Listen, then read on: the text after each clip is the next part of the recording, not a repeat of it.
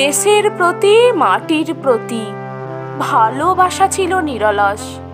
দেশমাতৃকার দামাল ছেলে তুমি সুভাষচন্দ্র বোস।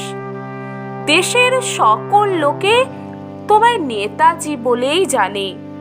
দেশের স্বাধীনতায় তোমার অবদান সবাই মানে।